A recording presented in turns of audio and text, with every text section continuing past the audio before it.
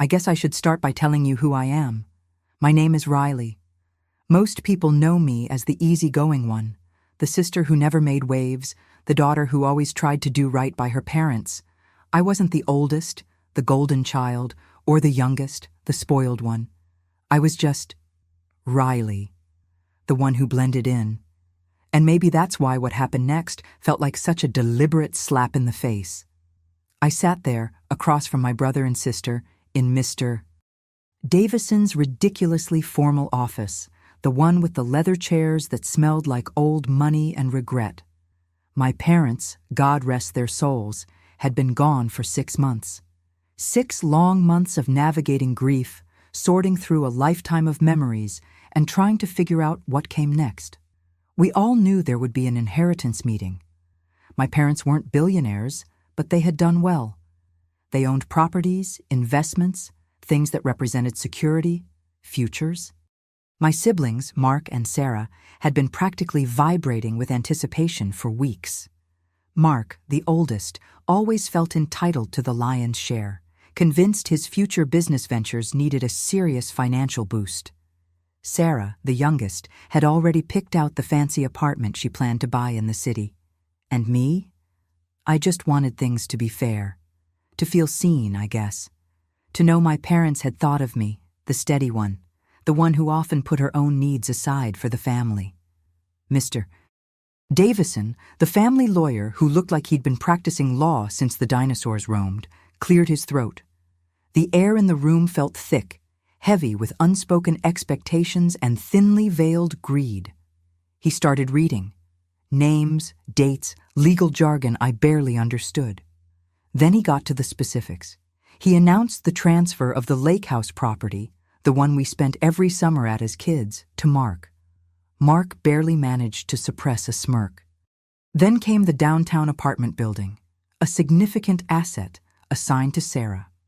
Sarah let out a little gasp, a sound that was half relief, half triumph. They both looked pleased, smug even. Like this was exactly how it was supposed to be. The oldest gets the family retreat, the youngest gets the income property. Neat, tidy, predictable. And then Mr. Davison looked at me. His expression was unreadable. Not the slight nod he gave Mark, or the gentle smile he offered Sarah. Just neutral. He reached into the briefcase and pulled out a single plain envelope. It wasn't thick like the stacks of deeds and documents he'd handed my siblings. It was thin, insignificant. He held it out to me.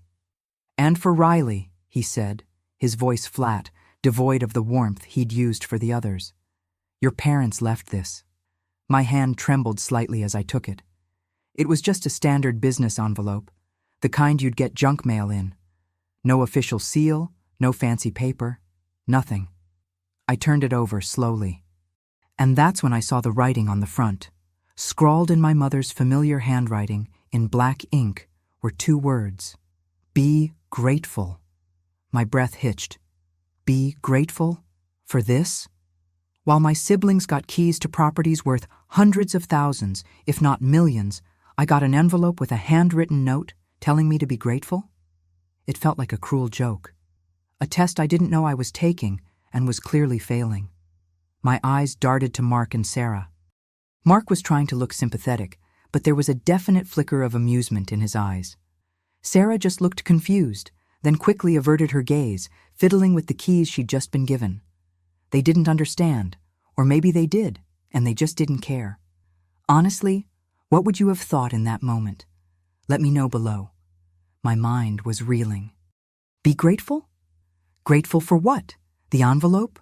The message? Was there cash inside? A check? Even if there was, nothing in a thin envelope could possibly compare to what Mark and Sarah had just received. It wasn't about the money, not entirely, but it was about the message it sent.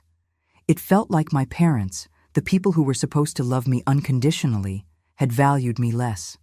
Significant properties for them, a cryptic note for me. It was humiliating. Right there, in front of the family lawyer, in front of my siblings. Mr. Davison just sat there, watching me, waiting, expecting me to open it, I guess, to reveal the grand, hidden treasure that would somehow justify the bizarre disparity. But I couldn't. Not yet. The words, "be grateful," just burned into my vision. It felt like a dismissal, like my parents were saying, "You didn't get much, but hey, deal with it. Be grateful for the little you received." But what was the little I received? An empty envelope? I remember the silence in the room stretching, feeling endless. Mark cleared his throat again. Sarah shifted in her seat. Mr. Davison finally spoke, his voice breaking the tension. "Riley, perhaps you should open it." I hesitated. What if it was truly nothing? What if it was just the note? How would I even process that? How would I look my siblings in the eye? How could my parents have done this? My hands were shaking harder now. This wasn't just about money or property anymore. It was about my place in my family, my worth in the eyes of the people who gave me life. It felt like they had drawn a line, and I was clearly on the wrong side of it. The side that deserved gratitude for scraps. Taking a deep breath, I finally reached for the flap of the envelope. My heart was pounding in my ears. I could feel Mark and Sarah's eyes on me, probably expecting tears, a breakdown. Maybe they thought I'd make a scene. But all I felt was a cold, hard determination settling in my gut. I wasn't going to cry, not here, not in front of them. I was going to find out what this was, and then I was going to figure out why, and then, well, I didn't know what then. But it wasn't going to be quiet acceptance, not anymore. The easygoing Riley, the one who blended in, felt like she was dying a little in that moment, replaced by something sharper, something questioning. This wasn't just an inheritance meeting, it was a turning point. And that thin envelope, labeled with those two maddening words, was the catalyst. I pulled the flap open, my fingers fumbling slightly. The paper inside felt like just paper. I slid it out. It was folded neatly in half, my mother's handwriting again. My breath hitched once more. This wasn't just a note on the outside. There was something written inside. And I knew, with absolute certainty, that whatever was on that paper was going to change everything. This was just the beginning. I unfolded the paper slowly. It was a single sheet, crisp and white, the kind Mom always used for her important letters, not the cheap stuff. Her handwriting, the familiar loops and elegant slant, seemed almost impossibly calm on the page, completely at odds with the chaos swirling inside me. I held it up, my hand trembling just enough that the paper fluttered slightly. Mark cleared his throat. Sarah shifted in her seat. Neither of them said a word, but I could feel their eyes, sharp and dissecting, waiting to see what this final, bizarre twist of the knife would reveal. I read the words. They weren't long, not a rambling explanation, not a tearful goodbye. Just a few lines. "Riley, this is not what it seems. You need to understand. Be grateful for what you have been given. The key is in the past. Look closer. Trust no one. Love, Mom." That was it. That was the big reveal. After everything, after the house, the apartment building, the investments, the boat, the cottage, I got a note that said, "This is not what it seems. Be grateful. The key is in the past. Look closer. And trust no one. And love, Mom." My mind felt like it was short-circuiting. Be grateful? Be grateful for what? For an envelope with 2 words on it?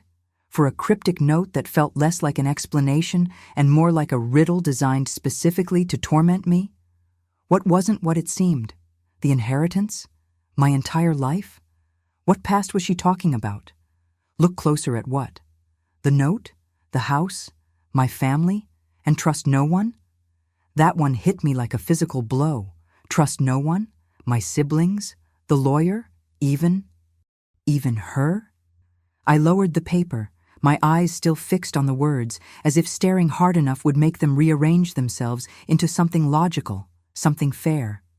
The silence in the room stretched, thick and heavy. I could feel the air crackling with unspoken questions, with their suppressed triumph, with my own bewildered fury.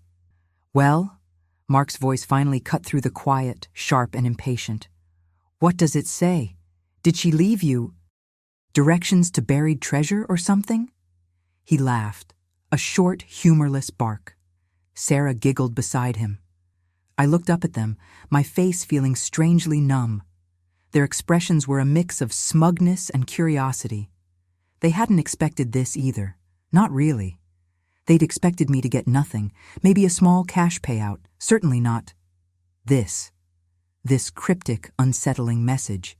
It had clearly thrown them off balance, just a little. It's a note, I said, my voice flat. I didn't offer to show it to them. The words "trust no one" were echoing in my head. A note? Sarah leaned forward. What kind of note? What did she really give you, Riley? The question hung in the air, loaded with suspicion and disbelief. I folded the paper back up, my fingers precise despite the tremor in my hands. It just says, "It's complicated." The lawyer cleared his throat again. He seemed to be deliberately avoiding eye contact, staring at the file in front of him. Ms. Riley, he said, his voice carefully neutral. As the will states, the residuary estate is distributed as outlined. Your mother chose to make specific bequests to you outside of the formal will process, contained within that envelope. Bequests? An envelope and a riddle were my bequests? This was beyond absurd. It was cruel. So, Mark said, leaning back with a satisfied sigh. That's it then. Mark gets the house, Sarah gets the building and the investments, Riley gets a note. He didn't even try to hide the smirk. Sarah was practically preening. I wanted to scream.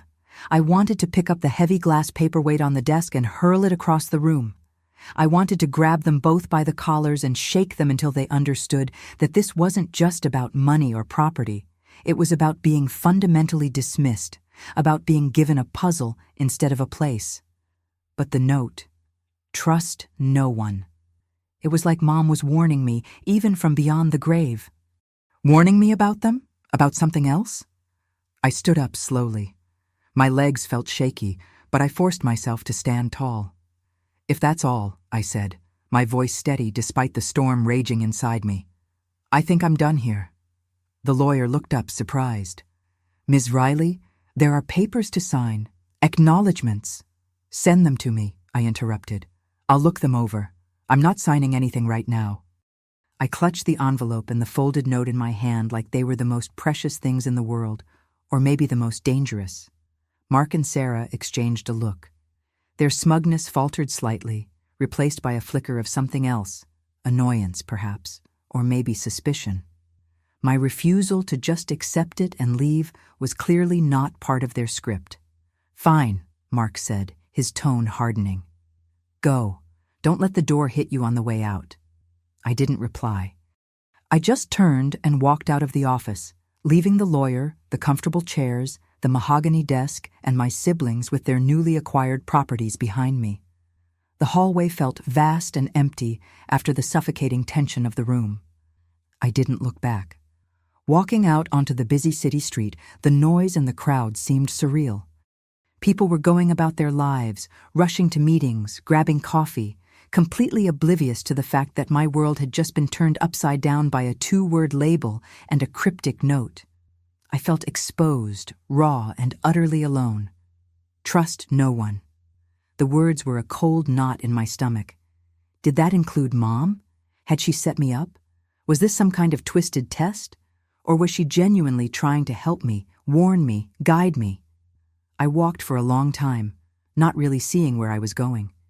The envelope felt heavier than it was, a physical manifestation of the burden I now carried. I kept rereading the note in my head. This is not what it seems. What wasn't what it seemed? The inheritance? My family? The whole picture? The key is in the past. What past? Our family history? Mom's past? My past? Look closer. At what? The note itself. Something in the house. Something I'd overlooked. The Be Grateful label felt like a cruel joke, but maybe it wasn't. Maybe there was something to be grateful for that I just couldn't see yet. Something hidden, something that required work to uncover.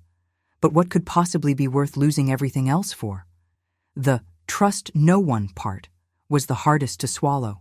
It implied danger, deception, a need for caution. If I couldn't trust Mark and Sarah, which honestly wasn't a huge leap given their behavior over the years, especially today, who could I trust? Friends? Family friends? People who knew my mother? The lawyer? The note specifically said, "Trust no one." That felt absolute. I finally found myself in a small, quiet park. I sat down on a bench, the envelope still clutched tightly in my hand. I pulled out the note again, smoothing it against my knee. Mom's handwriting. So familiar, yet the words felt like they were written by a stranger. This wasn't just about money anymore. It was about understanding my mother. The woman I thought I knew, the kind, gentle person who loved gardening and reading and quiet evenings at home, had left behind this enigma, this challenge. Why? Why this elaborate, painful mystery instead of just giving me something, anything concrete? Had she known something? Was she trying to protect me? Or was this some final act of manipulation? The sun was starting to dip below the trees, casting long shadows. The air was cool. I felt a profound sense of isolation. My siblings were probably already celebrating, making plans for their new assets. And I was sitting on a park bench with a paper riddle. But beneath the hurt and the confusion, that feeling from the lawyer's office was still there. That cold, hard determination. I wasn't going to let this break me. I wasn't going to accept being dismissed with a cryptic note. My mother had left me a puzzle, and whether it was a gift or a curse, I was going to solve it. The key is in the past. Where do you even start looking for a key in the past? Our childhood home? Old photo albums? Letters? Diaries? Mom wasn't the type to keep a diary, not that I knew of. Letters? She wasn't a big letter writer either, not in the digital age. Most communication was quick calls or emails, but the note felt specific. Look closer. It implied something was right there, perhaps, something I'd seen but not truly noticed, something connected to the past. My mind immediately went back to the house. Not Mark's house now, just the house, our childhood home. It was filled with memories, objects, history. Maybe the key, whatever it was hidden there. But how would I even get in? Mark owned it now. Would he let me in? After today? Unlikely.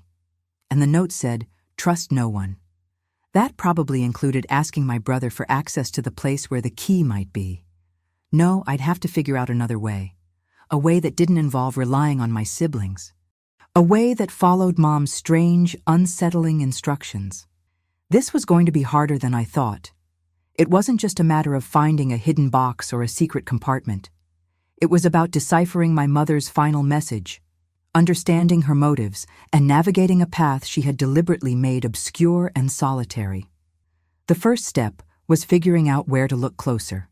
And the only place that made sense, the only place saturated with our shared past, was the house. Getting inside, however, was going to be the first challenge. Okay, so, getting into the house. That was the immediate problem. Mom's note said, "Trust no one," and that definitely included my brother who now owned the place. Asking him for a key was out. Asking him to let me look around was out. I had to find a way in myself, a way that wouldn't raise alarms, a way that wouldn't make Mark suspicious. My mind went back years. How did we get in when we were kids and locked out? There was the spare key hidden under the fake rock by the porch steps, but I knew Mark had probably moved that or gotten rid of it years ago. There was the back door that sometimes stuck open if it wasn't latched just right, but that was a gamble. Then there was the kitchen window, the one above the sink. For years, the latch on that window was broken. You could just push it up from the outside with a little force. Mom always said she'd get it fixed, but she never did. It was our secret way in when we forgot our keys or wanted to sneak out late. I hadn't thought about that window in probably 2 decades. Was it still broken? Had Mark fixed it? It was a long shot, but it was the only shot I could think of that didn't involve breaking glass or picking a lock, which I had no idea how to do anyway. I waited until dark. I drove my car past the house first, slowly, just to see if Mark's car was there. It wasn't. Good. Still, I parked a few blocks away and walked the rest of the way, staying in the shadows. My heart was hammering against my ribs. I felt like a criminal, breaking into my own childhood home. It was surreal and deeply unsettling. The house loomed in the dark. It looked different somehow. Smaller, or maybe just sadder without the lights on, without the life inside. I crept around the back, past the overgrown rose bushes Mom used to fuss over. The air smelled like damp earth and old memories. I got to the kitchen window. It was high up, just like I remembered. I'd need something to stand on. I scanned the yard. There was an old, overturned bucket near the shed. Perfect. I grabbed it, dragged it back, and carefully set it down under the window. Taking a deep breath, I stepped onto the bucket. It wobbled a little. I reached up and found the edge of the window frame. I pushed. Nothing. I pushed harder. Still nothing. My stomach sank. He'd fixed it. Of course he had. Why would he leave a broken window? But then, just as I was about to give up, I remembered. It wasn't just pushing.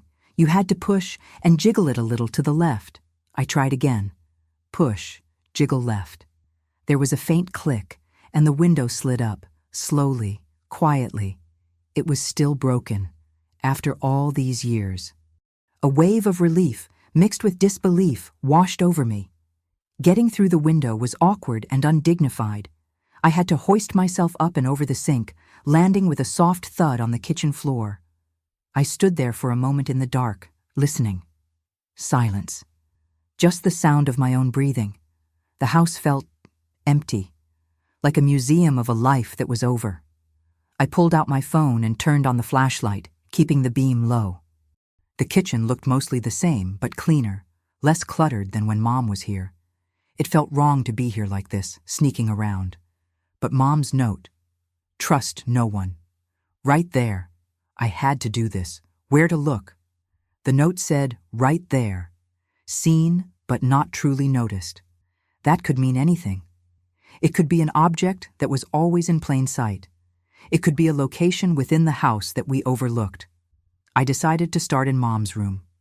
If there was something she wanted me to find, something important, it felt logical she might keep it somewhere private, somewhere that felt significant to her.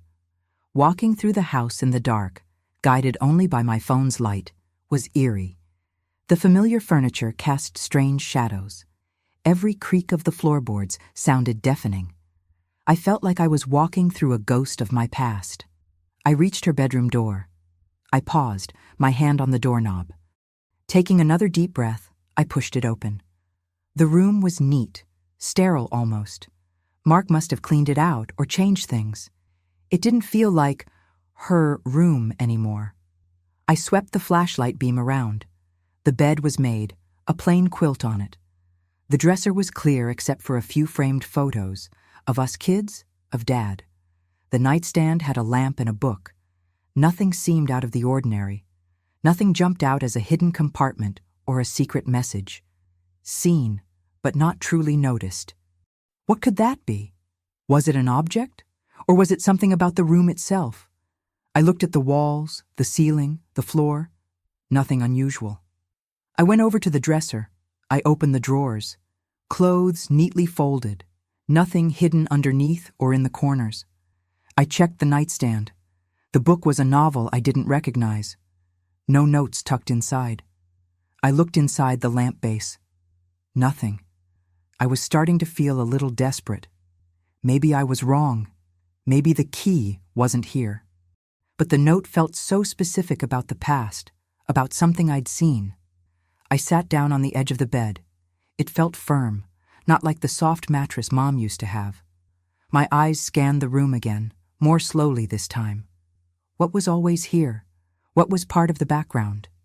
My gaze landed on a small wooden box on top of the dresser. It was an old music box, intricately carved, dark wood. I remembered it. Mom kept jewelry in it sometimes, or just little trinkets.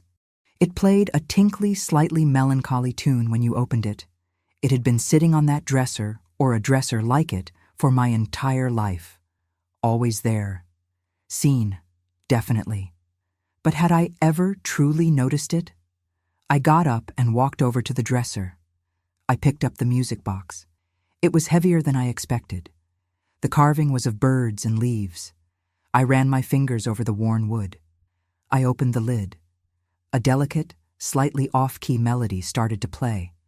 Inside, on the faded velvet lining, were a few small, inexpensive earrings and a tarnished silver locket I remembered Mom wearing years ago. Nothing seemed hidden. Nothing seemed significant. Disappointment washed over me. I was about to close the lid when I noticed something. The velvet lining on the bottom of the box didn't sit quite right. It seemed a little raised in one corner.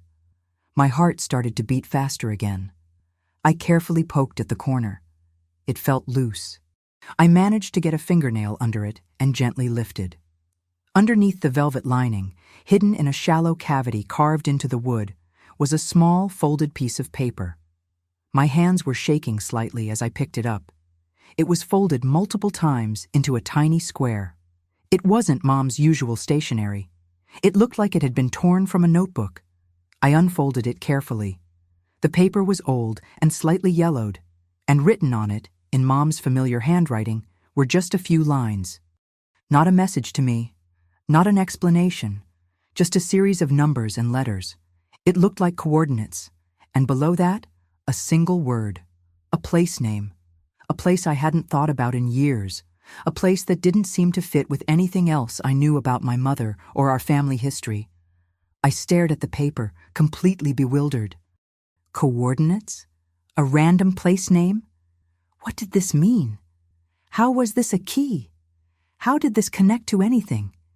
It felt like another puzzle, another layer of mystery. My mother, always so straightforward, had left me this trail of breadcrumbs that seemed to lead into complete darkness. I felt a surge of frustration, but also a strange sense of purpose. She wanted me to figure this out. What would you even do if you found something like this? Just a cryptic note with coordinates and a place name hidden inside an old music box in your dead mother's room? Let me know below. I folded the paper carefully and tucked it into my pocket. I looked around the room one last time. Was there anything else? Anything else I had seen but not truly noticed? Nothing jumped out. The music box was the only thing that felt right. I closed the music box lid. The melody stopped. I put it back exactly where I found it on the dresser. I didn't want Mark to know I'd been here. I didn't want him to know I'd found anything. Getting back out the window was just as awkward as getting in. I lowered myself carefully onto the bucket outside, then stepped back onto the grass. I replaced the bucket near the shed, trying to leave no trace. Walking back to my car in the dark, my mind was racing. Coordinates and a place name. This wasn't just about a hidden box or a secret inheritance anymore. This felt like something else entirely. Something bigger. Something that was taking me far away from the familiar world of my childhood home and into something unknown. The note from the music box felt like the real beginning of whatever journey my mother had set me on, and I had no idea where it would lead. The coordinates and the place name. What were they again? I pulled the crumpled note from my pocket as I sat in the driver's seat of my car. The streetlights didn't offer much light, but I could make them out.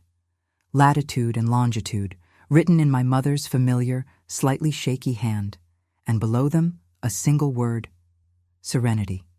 Serenity. It wasn't a place I recognized, not a town name, not a street, not even a local landmark I'd ever heard of. Was it a code word? A name for a house? A feeling? Coupled with the coordinates, though, it felt like a specific location. A destination. I started the car, but didn't pull away. My hands were trembling slightly on the steering wheel. This was real. This wasn't just a cryptic message. It was a set of instructions. My mother, who had always been so practical, so grounded, had left me a treasure map. Or maybe not a treasure map, but a path. A path she wanted me to follow. I drove home slowly, my mind still spinning. I didn't turn on the radio. I just listened to the hum of the engine and the thoughts rattling around in my head. The inheritance meeting felt like a lifetime ago. The shock of the envelope, the sting of my siblings' reactions, even the weird interaction with Mark. It all seemed distant now, overshadowed by this new mystery. When I got back to my own house, it was late. My husband, Tom, was asleep. I debated waking him up. Part of me desperately wanted to share this, to have someone else process it with me. But another part, the part that had snuck through a window in the dark, felt protective of this secret. It felt like my secret, given to me by my mother. Not something to be dissected or potentially dismissed by someone who hadn't been there, hadn't felt the weight of that envelope, hadn't found the music box. I went into my small home office and sat down at my computer. I typed the coordinates into a mapping website. The cursor blinked. My heart hammered against my ribs. I clicked search. The map zoomed in, not on our town, not even on our state. It was a place I'd never been, a small dot on a map in another part of the country. It was remote, very remote, miles from the nearest town, nestled near some mountains and a large lake.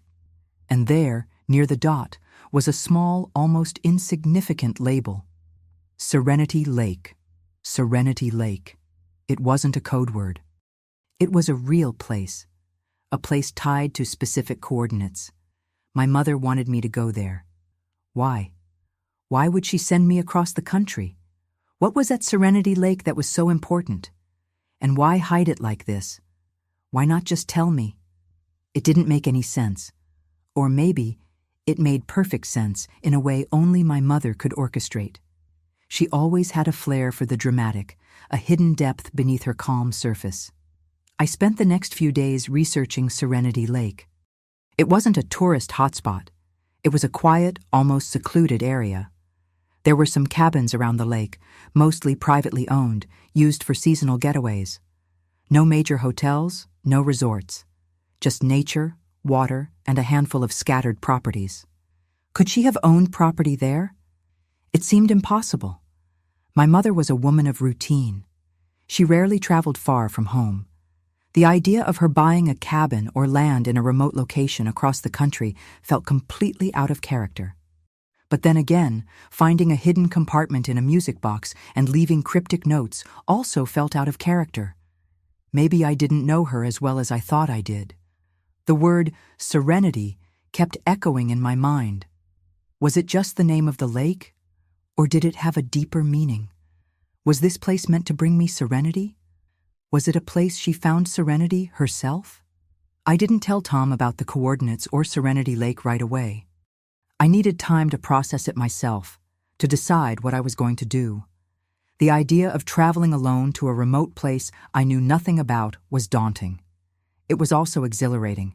It felt like stepping onto a path only I could see, a path laid out just for me. After a week of wrestling with it, the decision became clear. I had to go. I couldn't ignore this. My mother had gone to such lengths to leave me this message, to set me on this course. To not follow it would feel like a betrayal, not just of her, but of myself. The envelope labeled "Be Grateful" had felt like a dismissal, a dead end.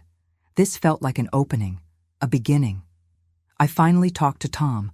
I showed him the note, explained how I found it, leaving out the breaking and entering part, just saying I found it in the music box when I was helping pack things up.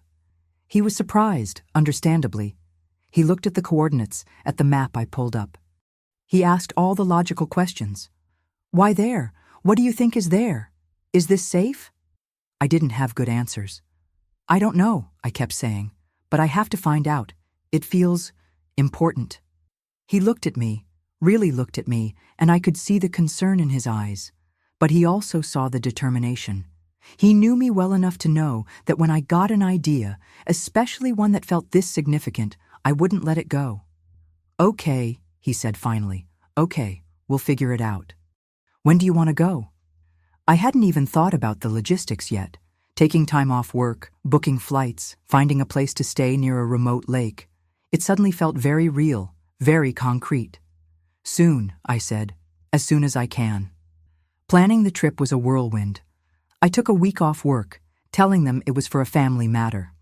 I booked a flight to the nearest small airport, which was still a couple of hours' drive from Serenity Lake.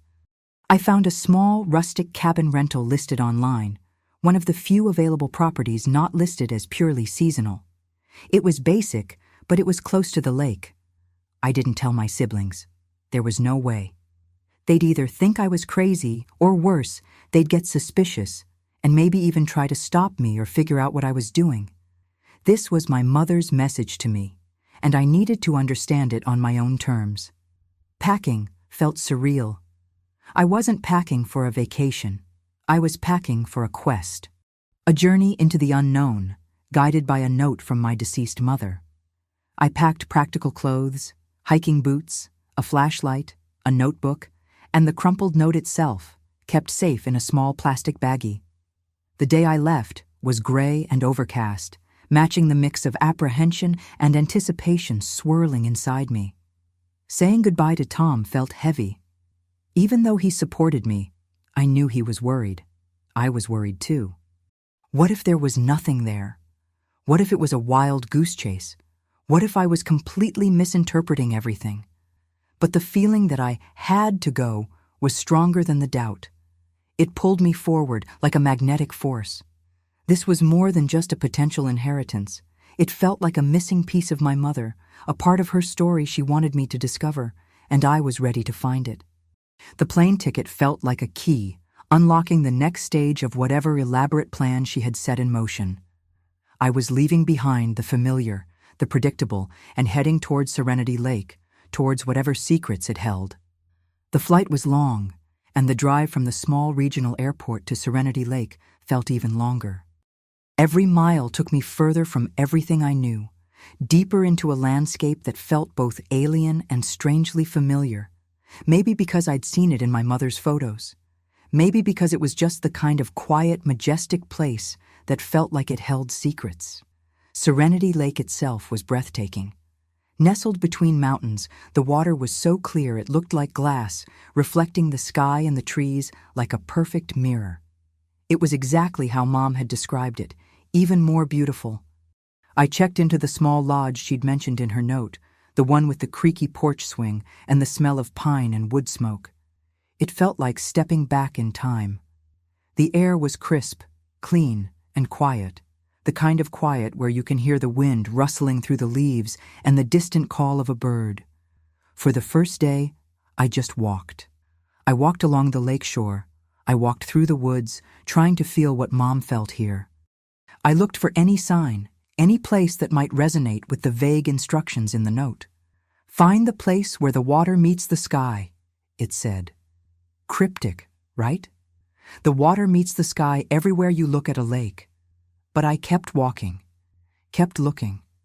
On the second day, I decided to hike up one of the trails Mom loved. She had marked a few on an old map I found among her things, tucked inside a photo album filled with pictures of this very place. The trail was steep in parts, but the view from higher up was incredible. You could see the whole lake laid out below, a vast expanse of blue framed by green and brown. As I reached a small clearing near the summit, I saw it. Not a physical thing, not at first. It was a feeling, a sense of peace, yes, but also a sense of completion, like this was the spot. And then I saw the tree. It was an old oak, massive and gnarled, standing slightly apart from the others, overlooking the lake. It had a distinctive shape, almost like it was reaching out towards the water. And on its trunk, low down, almost hidden by moss, was a small, hand-carved heart. It was weathered, barely visible, but unmistakable. And inside the heart, carved even smaller, were two initials, E.R. My mother's initials. My breath caught in my throat. This was it. This was the spot. I ran my fingers over the rough bark, tracing the outline of the heart and the initials. Tears started streaming down my face, hot and unexpected. It wasn't sadness, not entirely. It was release, it was understanding. I sank down at the base of the tree, pulling out the crumpled note. Find the place where the water meets the sky, where my heart is waiting. Her heart was waiting here, Not literally, of course, but this was where she had left a piece of herself, a message meant just for me. I looked around the base of the tree, pushing aside leaves and moss, and that's when I found it. Tucked into a small cavity in the roots, protected by a flat stone, was a small metal box. It was old, maybe an old tin lunchbox or something similar. My hands trembled as I opened it. Inside, it wasn't jewels or deeds to property. It was letters, a stack of letters, tied with a faded ribbon, and a small, leather-bound journal. The letters were all addressed to me, written over many years, but never sent. And the journal was her diary from her time here, years ago, when she was my age. I spent the rest of the day sitting by that tree, reading. I read her journal entries about her time at Serenity Lake, about finding this spot, about how it made her feel free and whole. I read the letters she wrote to me, letters filled with love, wisdom, and apologies. Apologies for things I didn't even realize she felt she needed to apologize for. She wrote about her struggles, her fears, her hopes for me. She wrote about why she never talked about Serenity Lake, why it was her secret place, a place she needed just for herself sometimes. And she wrote about why she wanted me to find it after she was gone. She said she wanted me to know this part of her, the part that found peace and clarity here. She wanted me to have a place to come, a place where I could feel connected to her, not just through memories, but through the quiet power of this spot. She wanted me to understand that it's okay to have a secret place, a place that nourishes your soul. And she wanted me to know how deeply she loved me, in a way that maybe she couldn't always express when she was alive. Reading her words in her own handwriting felt like having her here with me. It wasn't about money or possessions. It was about connection. It was about understanding. The main conflict, the mystery of the note and the trip, wasn't about uncovering some dark secret or claiming an inheritance. It was about uncovering a hidden part of my mother, and in doing so, understanding myself a little better too. I stayed at the lodge for another few days, spending hours at the tree, rereading the letters, feeling the weight of her love and her story. I hiked other trails she mentioned, saw the waterfall she wrote about, the meadow where she saw a deer at dawn. I felt a sense of peace settle over me, a quiet strength I hadn't expected. When it was time to leave, packing felt different this time. I wasn't just bringing back clothes and souvenirs. I was bringing back answers, closure, and a profound sense of connection. The little tin box, now filled with her letters and journal, was the most precious thing I owned. Coming home was a transition. Sharing the story with Tom was hard, putting words to such a deeply personal experience. But he listened, and he understood. He saw the change in me. I felt lighter, more grounded. The mystery was solved, the journey complete. But the impact of what I found at Serenity Lake will stay with me forever. It changed the way I see my mother, the way I see myself, and the importance of holding on to those quiet, secret places that feed your soul. This whole experience, following a breadcrumb trail left by my mother from beyond the grave, it was incredible. It makes you wonder about the ways people try to reach out to us, the messages they leave behind, sometimes in the most unexpected places. If someone you loved left you a cryptic message that sent you on a journey, would you follow it? I still go back to Serenity Lake sometimes. It's my place now, too. I sit by the old oak tree, read her letters, and just breathe. It's not about the destination anymore, or the mystery. It's about the connection, the peace, and the quiet understanding that some bonds, like the bond between a mother and daughter, transcend even death. And sometimes, the greatest treasures aren't things you can hold in your hands, but truths you hold in your heart.